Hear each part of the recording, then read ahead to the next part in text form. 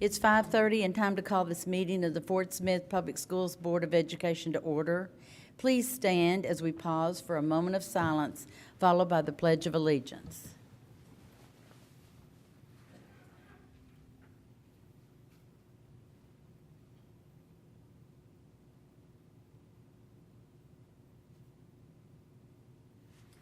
I pledge allegiance to the flag of the United States of America and to the republic for which it stands, one nation, under God, indivisible, with liberty and justice for all.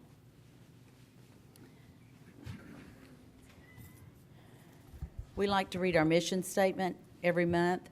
Fort Smith Public Schools, a premier district where innovation creates excellence, is dedicated to providing an equitable, challenging educational experience by engaging families and community partners as we prepare students to embrace their roles in our culturally diverse community and our rapidly changing world. The board will now hear from those who wish to make comments and who have completed and returned the citizens' participation form. This section will be conducted in accordance with board policy. Speakers must limit comments to issues that can be presented in a public forum. There is a total of 15 minutes available, which will be divided among the number of speakers. Complaints about student discipline, individual student issues, or personnel must be addressed through appropriate administrative channels, and members of the board do not enter into dialogue with speakers during the public forum. Names of individual students or employees should not be stated during citizens' participation. I believe we have two speakers who have signed up. Our first is Tracy Allert. There's only two, so she'll have 7.5 minutes. You've got it set. Thank you. My name is Tracy Allert, and my son Ren Allert has gone to Christ the King Catholic School. He's going to be going to Trinity Junior High. I am wanting to, I thought you guys might be able to talk to me. This is my first school board meeting, but I'm wanting to find out about Act 430. It is a bill that became an act in the spring in March of this year, and it states that homeschool children and children in private schools can attend academic courses at the public schools. My son has been in orchestra, or he's been playing the violin since he was 3 years old, and Trinity Junior High doesn't have an orchestra. I spoke to Mark Lowry, the representative who wrote and sponsored the bill, and then I also spoke with the Fine Arts Director, Lana Hallmark, with the Arkansas Department of Education, and they stated that music or orchestra is considered an academic course.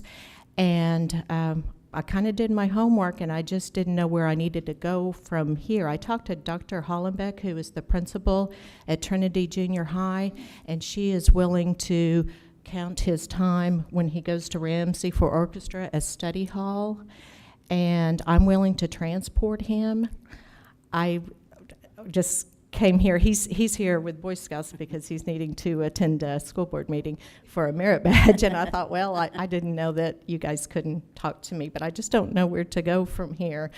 I spoke in the spring to the Director of Secondary Education, and it didn't go well. She had stated that he needed to be enrolled in Fort Smith Public Schools. And I talked to Dr. Hollenbeck, and she said, well, since we don't get state funding at Trinity Junior High, that he could be enrolled in Fort Smith Public Schools, but she had told me at that point that if he was enrolled in a private school, he couldn't be enrolled in public school. But the bill was new at the act was new at the time, and I don't know if she was aware of it. So I was just... That's all I have to say. I just need direction. But Ms. Allert, I can address that. What I will say is we appreciate your comments and your concern, and I will have one of the administrators contact you. Okay. Okay. Thank you very much. Thank you. Our next speaker is Alan Swam. Did I pronounce that correctly? It's Alan Swaim. Thank you very Swaim. much. All right. Thank you for giving me a few minutes to talk to you. I'm not going to need 7.5 minutes. I'm a 1969 graduate of Northside High School, and the concerns of our group is the building addition on the front of Northside High School. I understand that you're going to integrate 9th grade students with 10th, 11th, 12th grade students. We don't have an issue with that whatsoever. I'm sure you guys have done your due diligence on what the traffic's going to be on the Rogers Avenue and the B Street corridor once you add 9th graders there with X hundred numbers of cars in the morning. But we would just like to have a compromise where you don't put an additional building on the front of Northside High School. The front of that building means a lot to thousands and thousands of Northside graduates, and if we could reach a compromise, that would just be wonderful. That's basically all I've got, but we would ask that you please consider putting that addition elsewhere on campus or possibly buying additional property to put that school on. Thank you for your time. All right. Thank you, too. And if it's all right, I'll give you the same response. We'll have an administrator contact you. I've got your phone number, and they can discuss. You can discuss it with them, if that's okay. Thank you. Thank you for your time.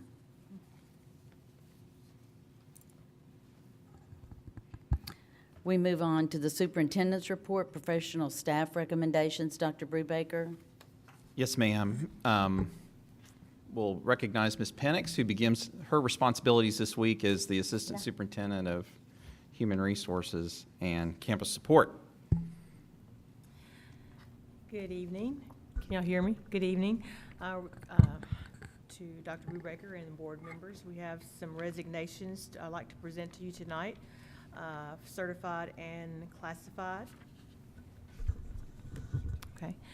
On the certified list, we have Emily Haley, 5th grade teacher from Kavanaugh Elementary School.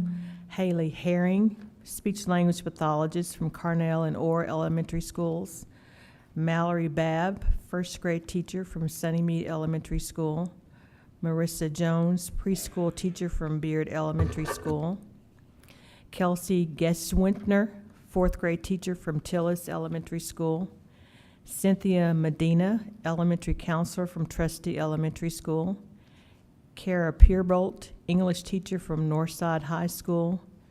Travis Biggs, supervisor of maintenance and construction from the Service Center. Deborah Jenkins, math teacher from Southside High School. Amy Fairfield, art teacher from Northside High School. Precious Palmer, speech-language pathologist from Sutton Elementary School. Nathan Ashley, math teacher from Southside High School. Ellen Renee Burton, kindergarten teacher from Upper Lane Elementary School. First Sergeant James Loudermilk, JROTC instructor from Northside High School. Julie Cobb, technology integration specialist from the Rogers Center, and that's our certified resignations. Thank you. Are there any questions? The chair will entertain a motion to approve the resignations as presented. I move to approve the resignations as submitted. Thank you. It's been moved and seconded. Is there any discussion? All in favor, please indicate by raising your right hand. And that passes 5. The resignations are approved by a vote of 5-0. I just want to make a quick editorial note at this point in the agenda. One of the reasons that we have called meetings during the summer is so that we can approve new hires from outside the district and also release people from their contracts.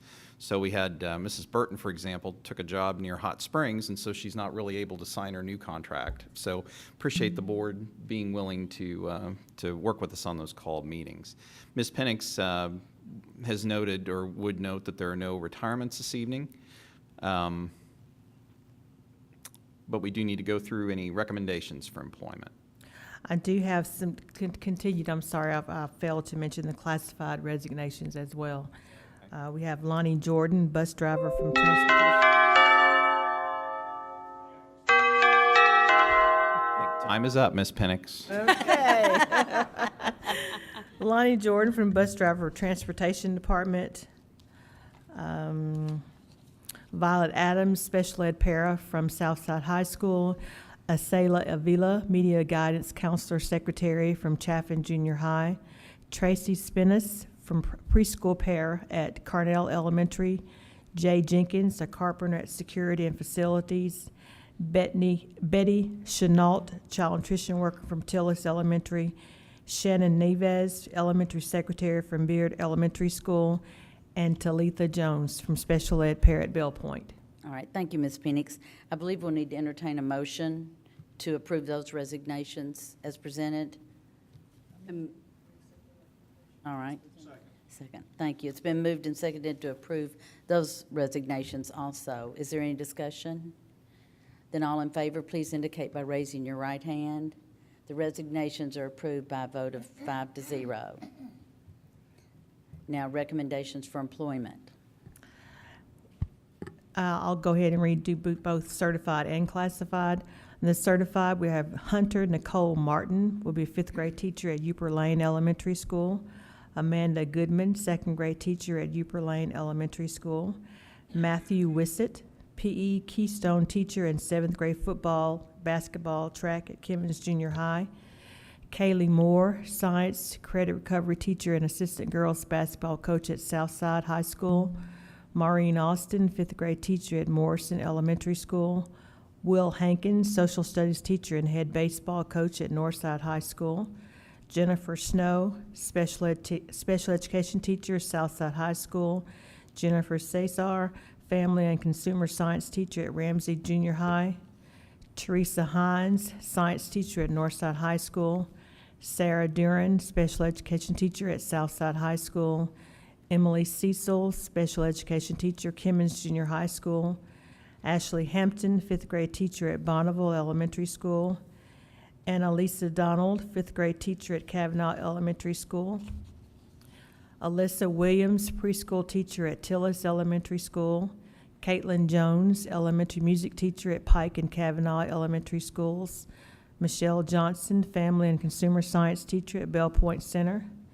Billy Berry, third grade teacher at Woods Elementary. Selena De La Paz, and math teacher at Southside High School. William Cooper, physical education para at Fairview and Morrison Elementary School. And Carl Newmeyer at physical education para at Sudden Elementary Schools. And we have no one for a leave of absence.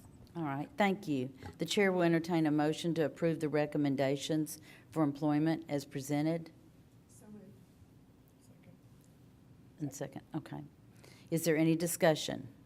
It's been moved and seconded to approve the recommendations for employment as presented. All in favor, please indicate by raising your right hand.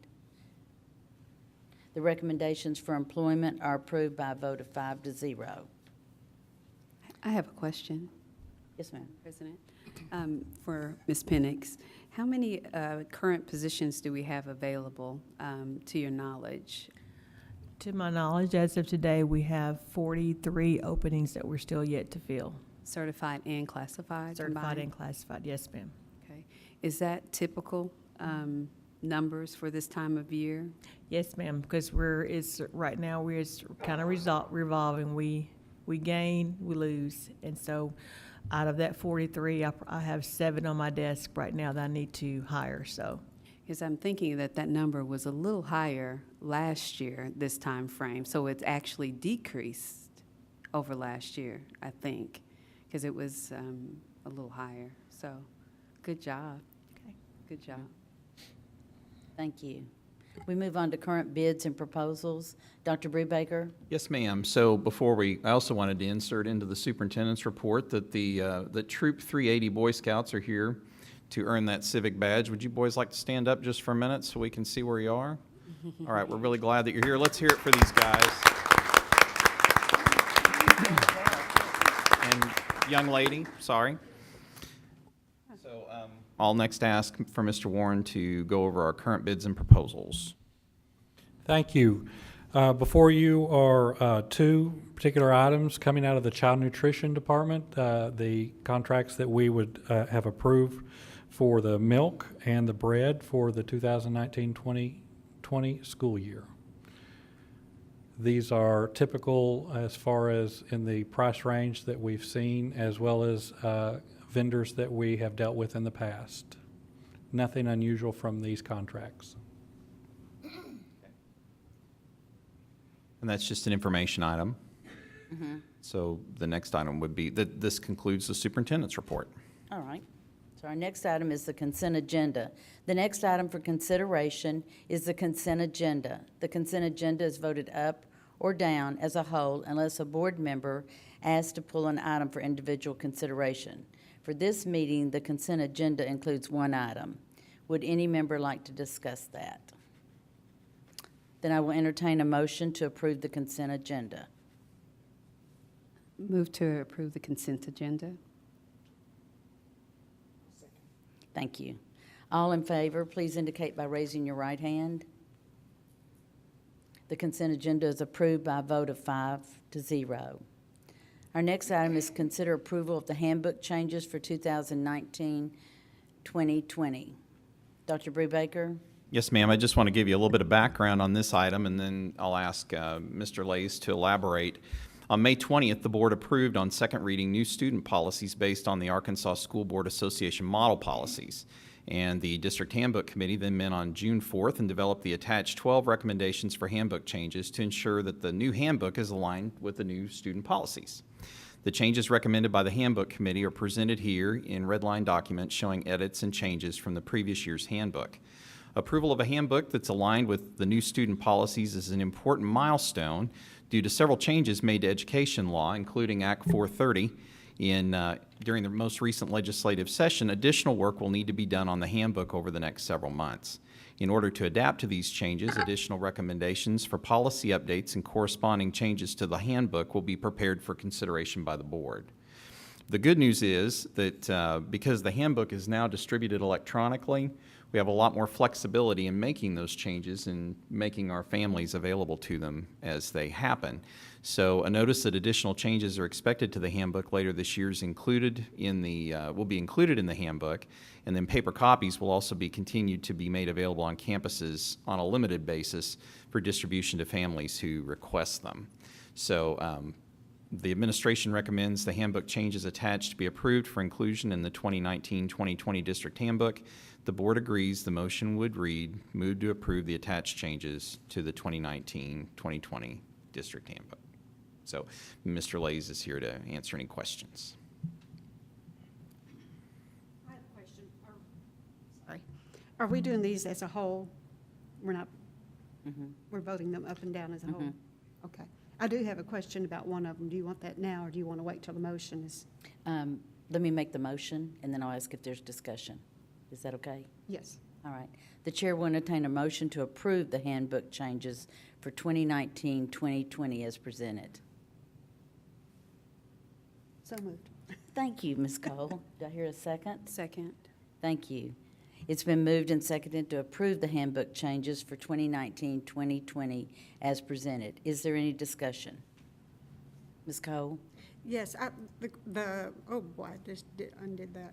The 10th item, the athletic eligibility, what sports are not offered at each school? It talks about the 9th grade students may participate in a sport not offered at his or her junior high school. If they desire to transfer, maybe I haven't read that right. If the 9th grader student desires to transfer out of his or her attendance area to participate in athletics not offered at his or her junior high school, the following conditions must be met. What are we not offering at some of our schools that we do offer at others? Is that like bowling or? I'll probably need help with this, but I know baseball, softball. They're not offered at all 4 junior highs? No. Those are the only Soccer. Soccer's another one that there's What a lot about of golf? kids that. Is golf now offered in 9th grade? It wasn't when my I son don't went think through it. so. Golf or It's mostly tennis. spring sports, Yeah, golf or tennis. tennis and bowling also. Okay. And the change that we made was there was some discussion, Dr. Owen worked on this. There was a loophole, and we're closing the loophole, stopping transfers back and forth. If you transfer if you do this 9th grade transfer and you begin participating at the varsity level, If you change high schools in the next 4 years, then you lose eligibility for a year.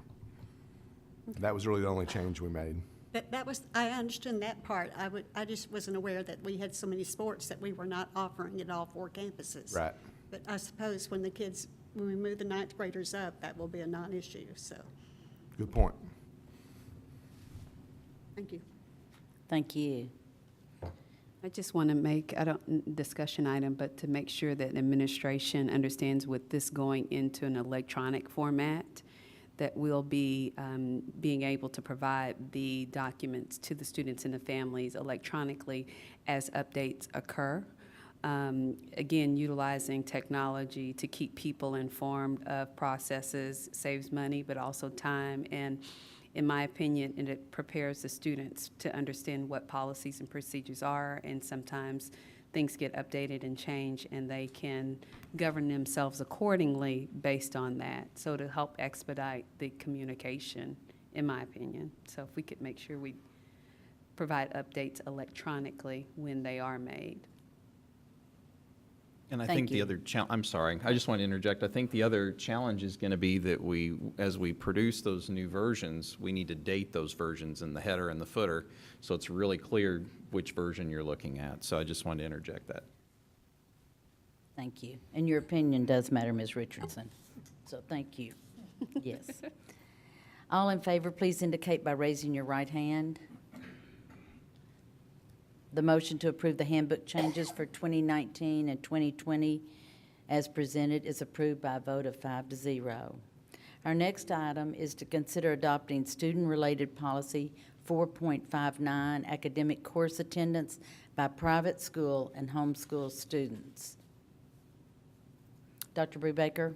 Yes, ma'am. So this is actually a response to Act 430, which was referenced tonight during the comments. This was a bill that was passed. We used to have the ability to give kids who don't attend our schools the opportunity to come, and now it's a requirement. The reason that I believe we hadn't implemented anything last spring was because we knew we were doing all of our student policies at once. We were in the middle of a big update. So Act 430 of the 2019 Arkansas legislature requires that all public school districts allow the enrollment of homeschool and or private school students in academic classes. Act 430 is attached with this abstract. The ASBA model policies include one to meet this legal requirement. The ASBA recommended policy is attached here, and the administration recommends that it be adopted to bring the district into compliance with Act 430. This is one of those pieces that once we adopt the policy for it, then we'll need to come back with some handbook guidelines as to how to. So whenever the legislature is in session, we play a little bit of catch-up before the beginning of the school year. So if the administration recommends that the board approve the first reading of Board Policy 4.59, academic course attendance by private school and homeschool students, if the board agrees, the motion would read, move to approve on first reading the Board Policy 4.59, academic course attendance by private school and homeschool students as presented, and because this is a compliance issue, to be effective as soon as board approval is granted. All right, I'll probably just repeat what you just said. The chair will entertain a motion to approve on the first reading Board Policy 4.59, academic course attendance by private school and homeschool students as presented, to be effective as soon as board approval is granted. Do I hear a motion? Motion to approve. Thank you. Thank you. It has been moved and seconded to approve on the first reading Board Policy 4.59, academic course attendance by private school and homeschool students as presented, to be effective as soon as board approval is granted. Is there any discussion? Yes, I'd like to discuss this one as well. The Section 3F that discusses unexcused absences from some of these students, I found just a little confusing in the bill itself. And then I'm not sure, I don't remember exactly how we were going to word that in our, maybe I haven't got that pulled up in the right place.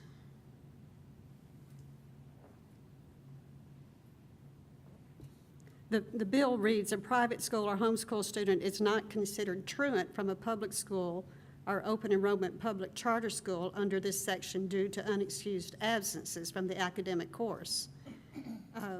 Then down in section 2, or no, section 3F2, however, a public school or open enrollment public charter school may drop a private school or homeschooled student from an academic course in the event of excessive unexcused absences.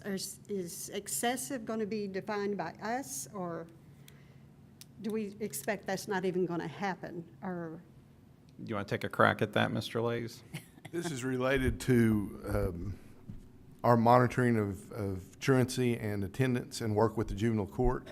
In my opinion, I think that's what this is about. Okay. So off the top of my head, I would say 10 days in a semester is going to be excessive because that's what we use to decide when we're going to start talking about taking a student in front of the juvenile judge. okay, so we would just drop equalize it them, all out. basically. Okay, I can No, do there that. wouldn't be a legal We'd consequence. follow You'd the just same lose your policy spot, Okay.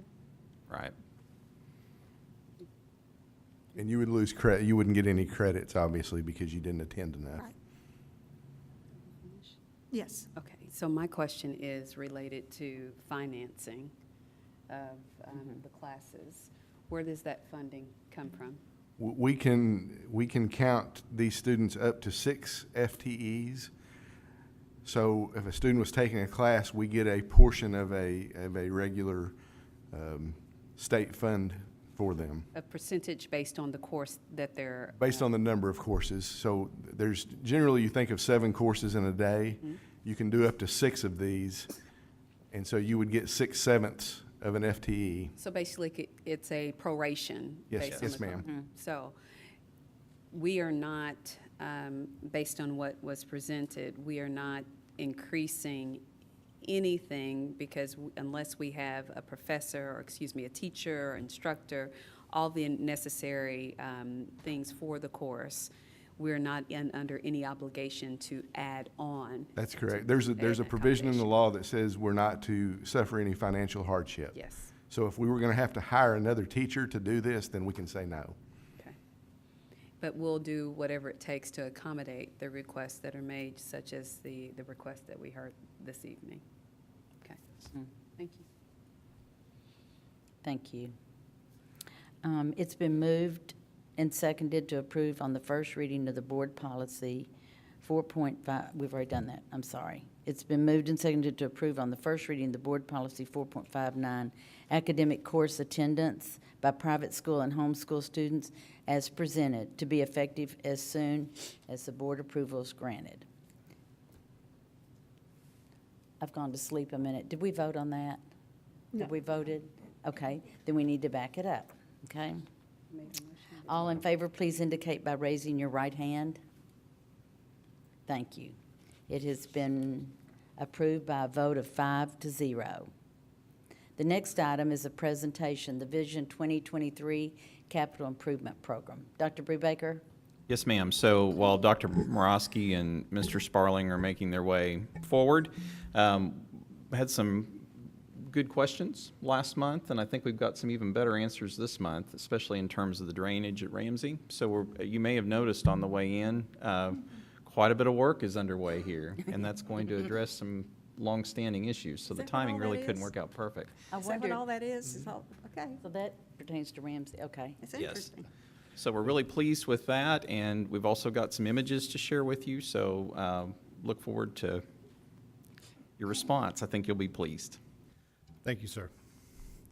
Well, tonight I just have a few construction updates to share with you on the security projects in Morrison Elementary, and also address some of the questions we received last week about Ramsey. Substantial completion for the security projects is still tracking for August 13th. Knock on all the wood in the room. Things are going very well without any significant issues to schedule or cost.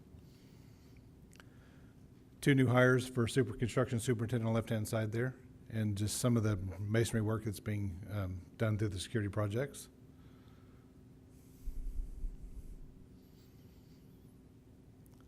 There's a sneaky amount of masonry work in the security projects itself, and we've got good trades working that work, so.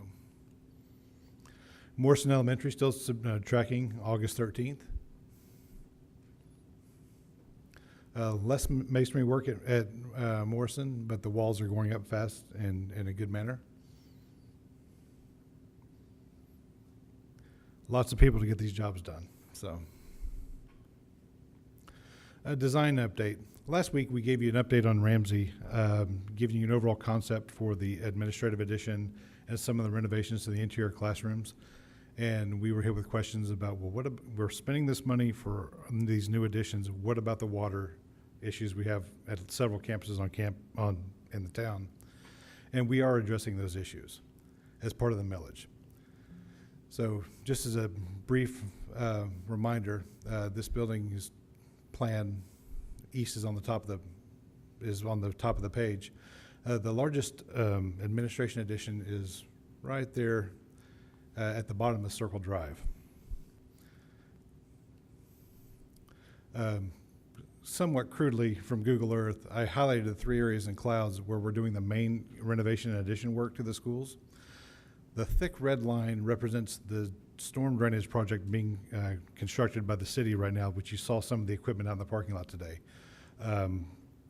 Large, it goes all the way up from Dallas Street through our parking lot behind the field and actually goes around Building G and is going to wrap around our building.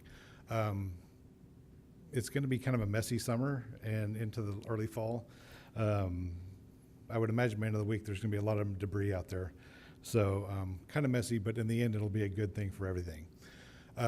What this city project allows us to do is all of the grading measures for the new addition and the area by the modular buildings, where if you recall back in the spring we had a few heavy rains and some of the water was getting up into the skirts of the modular buildings. Well, we are going to regrade those areas, specifically in the clouded areas, reshape the grade, add area drains, and increase pipe size of storm sewer from those drains that will connect out and further expand the line to tie into the drainage, the storm sewer furnished by the city. It will alleviate a lot of the drainage issues at Ramsey. So I think everybody will be pleasantly surprised with that.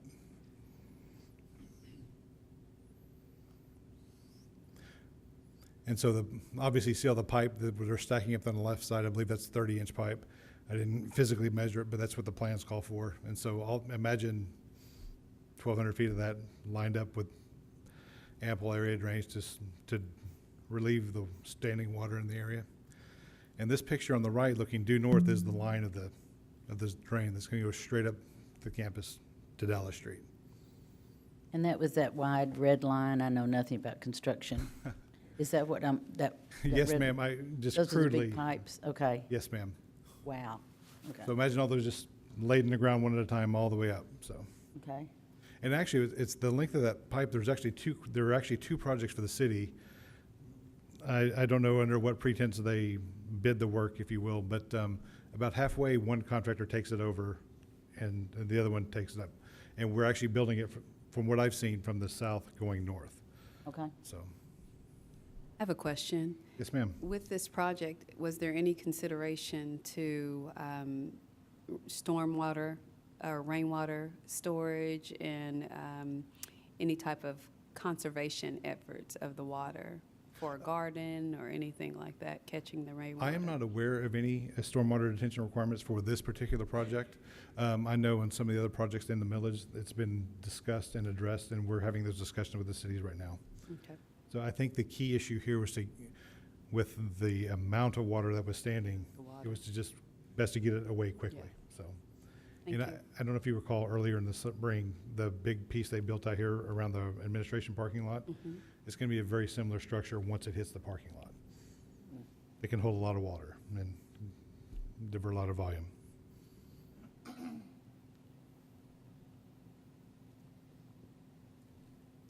And that's all I have tonight. Any questions? Yes, ma'am. So I'm not a teacher, but I know the first day of school is always hectic for teachers. Morrison Elementary, you put down that their start date or the completion date of the project is August 13th. This may be more of an administration question, but what are we doing to work with these teachers and the administrative office at Morrison to get them enter their classrooms, not stressed out as they're preparing for the arrival of parents and students, and this is the week of school. Absolutely.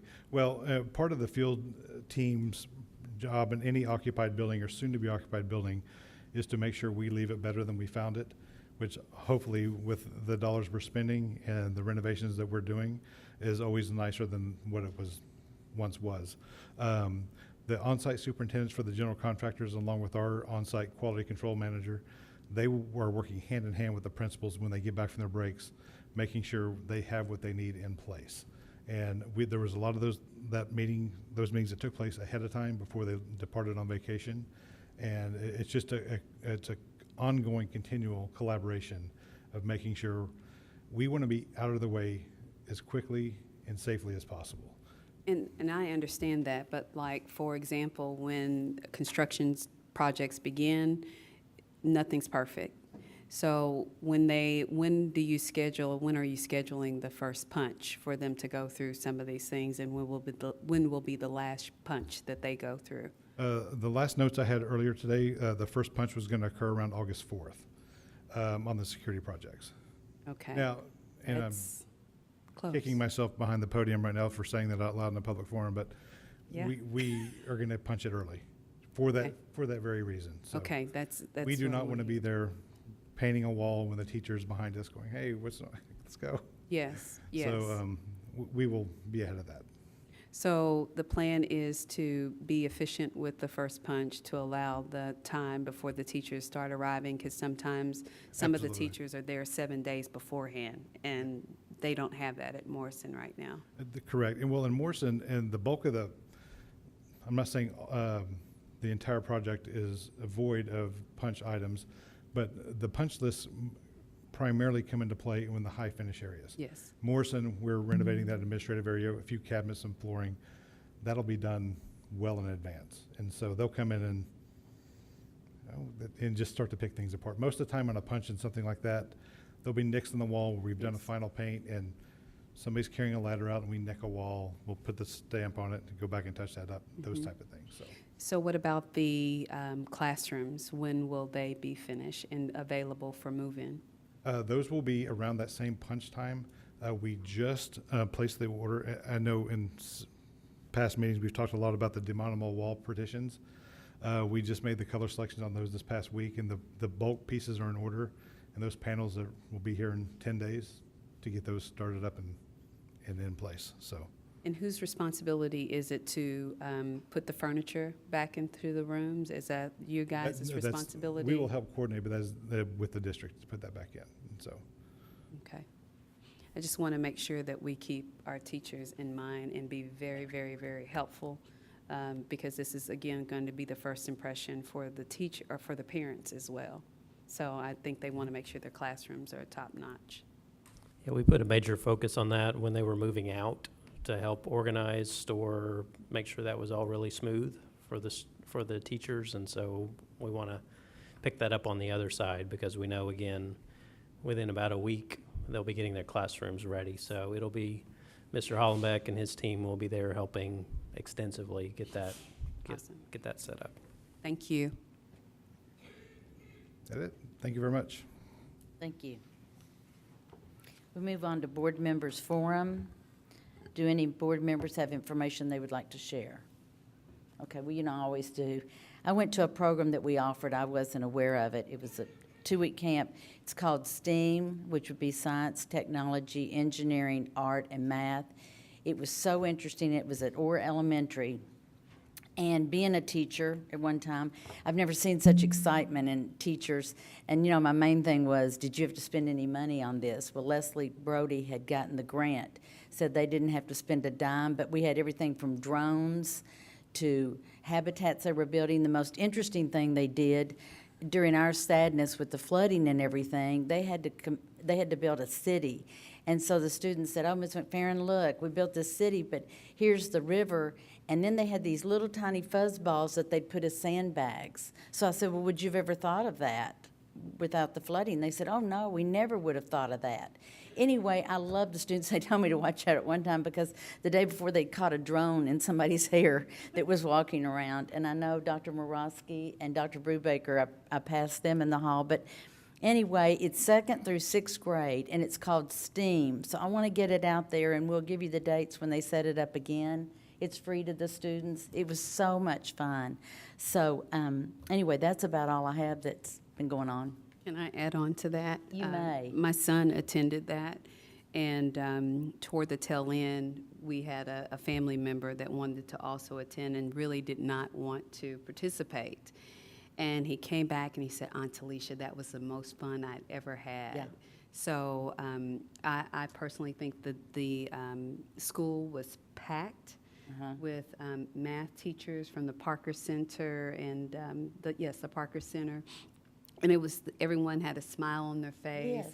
The students were all engaged. The project that the lower grade worked on was safety and security on the playground and what they would do to create an environment of safety based on the playground equipment. And they had to apply it back to a classroom setting on how they would re-engineer the equipment to provide safety. So it was good to see STEAM in place from 2nd up. So I think we need to do more of this because it was a trek from where we go, our original school, but it was packed. It was Well, and I packed feel to like see. sometimes we're more concerned about that with maybe junior high and high school, and so I was so glad to see the interest there. The other thing that was such a bonus, the children loved, is they got the free breakfast and the free lunch. So you get them there early that enough was to more get for the the breakfast, parents. they get the, well, yeah, but, and then they get that free lunch, at the very end, because it went to 11:30. But the only thing I would add is the children kind of got hungry mid-morning, and so they were trying to provide snacks there. But anyway, it's a wonderful program. I'm glad Jag went. If there's no other business to come before the board, then we are adjourned. And we'd like to thank you again for attending back there, the Boy Scouts. Thank you.